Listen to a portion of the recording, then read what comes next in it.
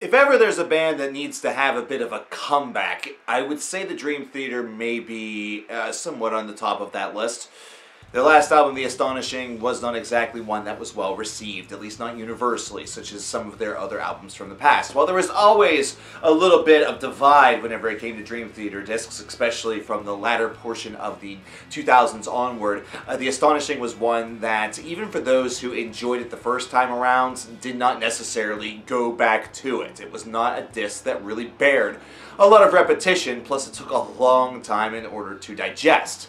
As a result, it's one of the most, perhaps, missed albums that I've ever reviewed. Definitely the one that has seen the greatest change throughout a year from its initial score upon review to the ending of the year list. But now we have Distance Over Time, and this one's not 2 hours long. Now, this is in fact the first album in quite some time by Dream Theater that doesn't even eclipse 1 hour. It's one that's very, very comfortably underneath that label. There's also no track on here that's over 10 minutes in length. What is this, Bizarro World? Well, it might be exactly what we need. Let's take a look at it real quick.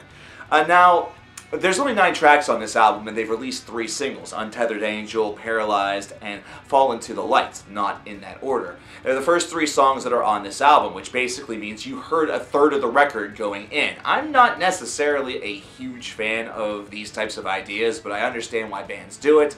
It's to give you a preview of what the album is all about, but whenever you're giving away, essentially, 17 or 18 of the 59 minutes, then you definitely seem to be hoping for a reaction that's going to respond into buys and into streams and things like that. A band like Dream Theater really doesn't need that. They're going to get that one way or the next. That's at least my personal opinion. You do what you want, though. Untethered Angel is a good enough opener, one that definitely feels like it has that sort of late 1990s, first part of the 2000s vibe, which Paralyzed is able to echo. Fall Into the Light, however, is one that I feel kind of jumps all over the place, kind of goes late 2000s at times, kind of goes, it kind of goes Metropolis 2 there for a bit. There's a very Opethian acoustic section in the middle of it. What the heck? That was pretty cool. And the one thing that these 3 songs have universally going for them is that James LeBray's voice sounds fantastic, and the solos that you get feel very natural and free. Nothing feels forced on these tracks. It's not trying so hard to sort of glue together an overall story. It's instead able to breathe and act like its own entity. Man, it's really refreshing after you went through an entire album that felt like it was just trying so hard to keep itself from completely breaking apart. Barstow Warrior, though, right upon its title, you kind of feel like, what am I getting myself into? You look at it with concern. And the result of what you get feels like it would fit right within this 6 degrees of inner turbulence cycle, the actual second disc with all the different movements and motifs. But what's also cool about this is that the beginning portion of this feels like it's right out of Rush's Moving Pictures or even their late 70s discography. So again, whenever you look at the Barstow Warrior, your first thought may also be to Mike Portnoy for whatever reason, considering he did have problems with drinking. This song has nothing to do with him, so don't worry about that.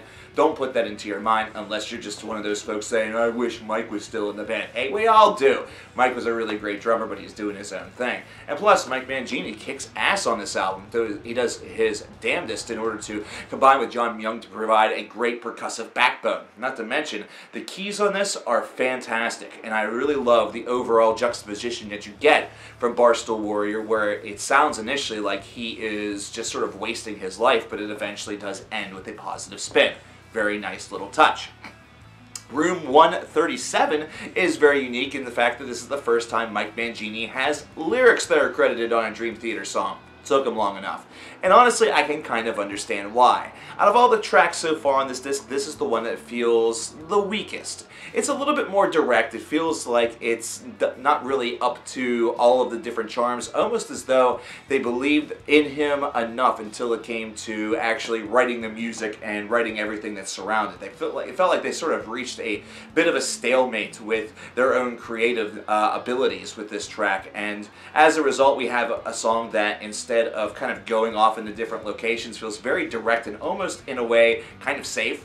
But as a result of that, it's a nice little changeover from the first 4 tracks that you get. It's not one where it feels like every song's a contest to see which can be the most progressive or which can be the most absurd. This is instead one that feels like it has just a different vigor to it. And as a result, it feels like it has a different creative meaning behind it.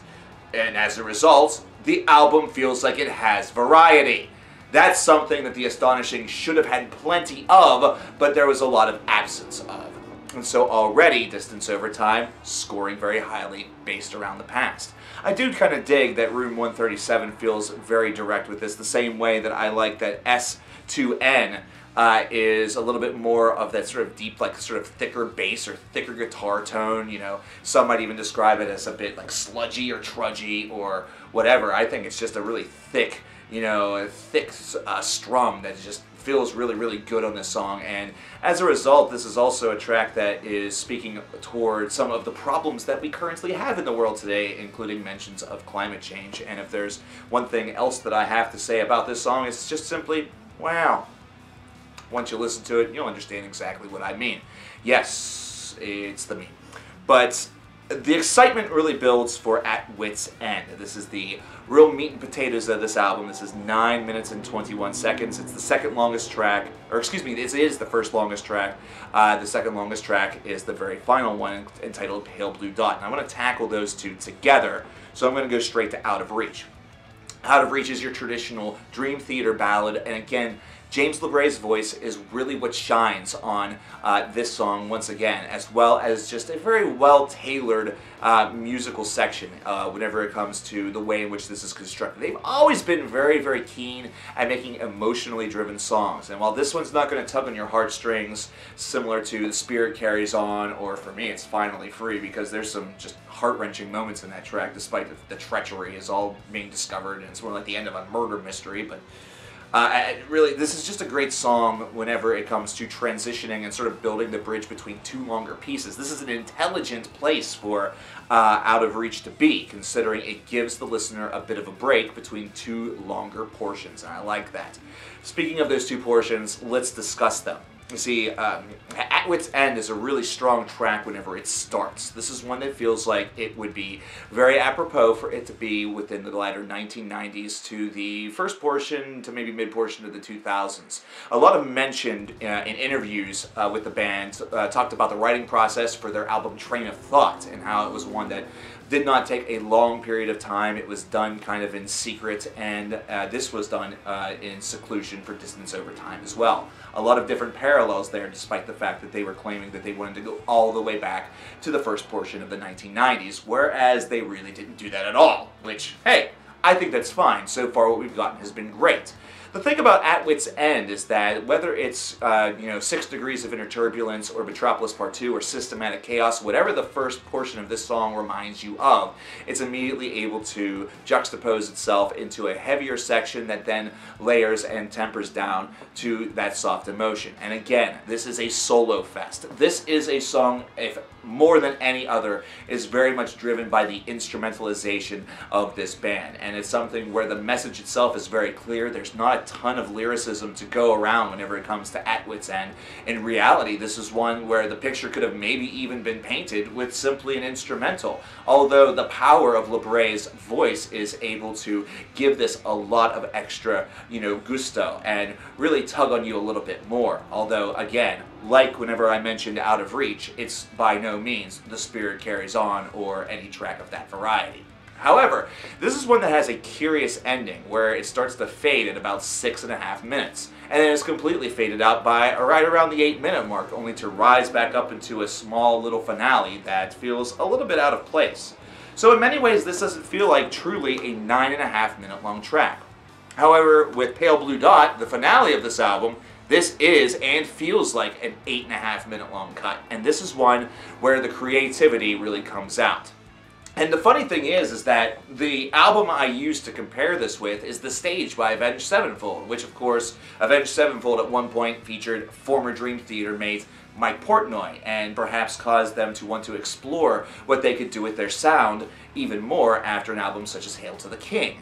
And of course, with that, with the stage from Avenged Sevenfold, we got their finale of that album, which is 15 minutes that is just creative and different and unlike anything you'd ever heard from Avenged Sevenfold previously. And I feel like that's exactly what we have with Pale Blue Dot. We've heard things that are a little bit off and odd, especially whenever it comes to an album such as 6 Degrees of Inner Turbulence, which we've referenced a ton lately. We know that Falling Into Infinity is more of a prog rock album, so that is one that immediately casts itself as different. But this here feels like they are going a little bit more technical and feeling like they're also going a bit avant-garde while also maintaining some straightforward aspects. Somehow they were able to pack all of those different ideas into Pale Blue Dot while still trying to emanate the message of really our insignificance, which of course means that we need to create our own significance. At least that's the philosophy that I take from it. And there's a lot of great lyricism once again. James LeBray, I have to praise his performance on this album. Some have stated over the past few albums that you could hear his aging, that you could hear him really start to strain a little bit and the vocals don't sound quite as crisp. Listen to this album. I think that you'll disagree with yourselves, at least for this one 60-minute portion of music. I think he sounds great on this disc, and I think everybody overall has done a great job in order to captivate, and not to mention also give everybody their proper shine. We have solos everywhere on this disc, and they all feel like they're in place. The funny thing about this is that I would say if there's anything that's lacking on this album is the fact that there aren't as many lyrics as you're traditionally used to with Dream Theater. This is one that uses that instrumentalization really to its benefit. Some people used to complain back in the days of, again, Train of Thought, or even 6 Degrees of Inner Turbulence on disc 1, that the band is overly reliant on long-winded solos in order to try to impress you. You know, that's what they're trying to do. They would call it masturbating with the instruments, or whatever the term was all those years ago. I'm older now, I forgot. It doesn't really matter. But this is something where it is critical whenever it causes the music to move and shift and give it an extra oomph and give it extra depth. If you can convey emotion with music alone without lyricism, there's no reason to try to push it. And considering there is a whole album, really a double album, triple album, whatever, that did nothing but seem to push it and push it and push it to the fact that it just broke apart completely, it's nice to see that the band is just going back to some of the things that they love to do. And it really shows. This is an album that shows a band that really doesn't feel as much of the pressure as perhaps we would have expected them to feel after the reputation that the Astonishing really received. This is a band that instead just went off and tried to find and forge the next chapter of their career. And with Distance Over Time, I think they did an awfully good job doing that, and I'm very proud to say that. I'm proud to say that I'm back on the Dream Theater bandwagon once again. After these last couple of years have kind of tested me a little bit. So, I want to know what you guys think about Distance Over Time, but overall, I thought this was a pretty smooth listen. It's something where you're not going to get anything that is brand new. You know, you're not going to get Metropolis Part 2 all over again and feel like you just listened to the greatest record of all time. And I'm not even saying that that's true for Met 2. Maybe the best in Dream Theater's discography. Again, debatable. But this is something where it feels like the band is back on a good sense of balance and a good sense of purpose. Not to mention, they feel 15 years younger by comparison to some of the other albums that we've received in that time span. You know, that's not knocking on Octavarium, that's not knocking on, you know, the self-titled release, that's not knocking on any of those releases really, except for maybe the Astonishing. But this is a group that was at times feeling a little bit predictable, and sounding a little bit predictable also. This doesn't feel as predictable, and I like that. I'm going to give this a 24, and I don't think that I'm going to necessarily want to recant that later on, or recuse myself whenever it comes to December, as I did with the last album. But I want to know what your thoughts are about Distance Over Time by Dream Theater. Let me know in the comments below. My name is CoverKillerNation, and I'll talk to you guys next time. Take care.